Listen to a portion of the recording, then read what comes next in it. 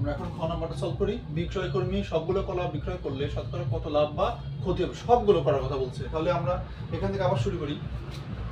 12টি কলার দাম 36 টাকা, অতএব একটি কলার দাম 36 ডিভাইডেড 12 টাকা, 3 টাকা। আবার পুষ্টা থেকে কি কত টাকা করছে, যে পুষ্টের থেকেও কেনাটা আমাদের বের করতে হবে যে 8টি কলার দাম 36 টাকা।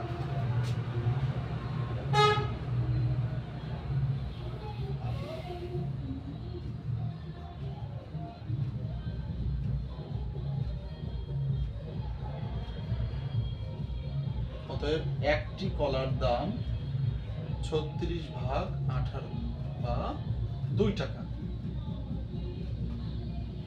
অতএব 1 প্লাস 1, এই 1 প্লাস 1 বা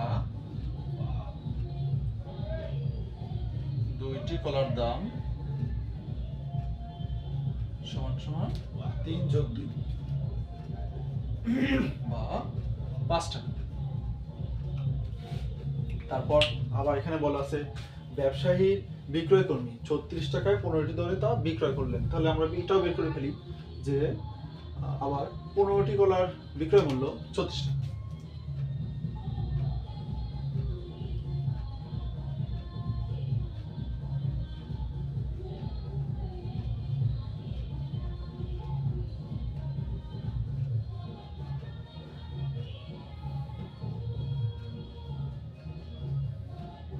অতএব একটি কলার বিক্রয় মূল্য কম হয়ে যাবে, উপরে 36 নিচে 15। এখন যদি আমরা কাটাকাটি করি তাহলে আমরা এটাকে 3 দিয়ে কাটতে পারি। 3 5 15, 3 12 36, তাহলে উপরে 12 নিচে 5, এত টাকা। এখন দেখা যাচ্ছে যে আমাদের কলার ক্রয় করেছিলাম 5 টাকা দিয়ে আর বিক্রি করতেছি, যদি 12কে 5 দিয়ে ভাগ করি তাহলে 2.something হবে। তাহলে বিক্রয় করলাম কম টাকা দিয়ে, কিনলাম বেশি টাকা দিয়ে, তাহলে আমাদের লাভ হবে না লস হবে? অবশ্যই লস। তাহলে আমরা লিখতে পারি যেহেতু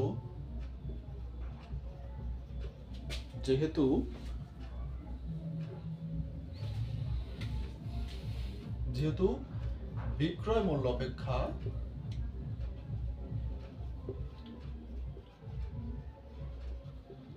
ক্রয় মূল্য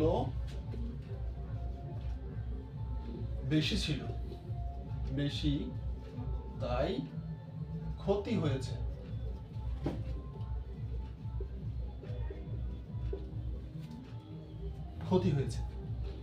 অতএব ক্ষতি সমান সমান আমাদের তাহলে কত ছিল আমাদের ক্রয় মূল্য? ক্ষতি 5/2